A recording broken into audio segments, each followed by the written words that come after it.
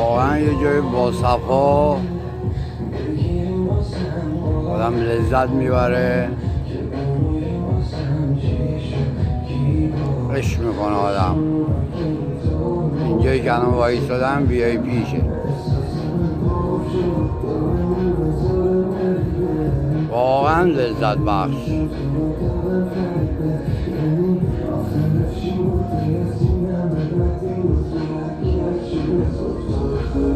آدم هر چی بگه اصلا نمیتونه.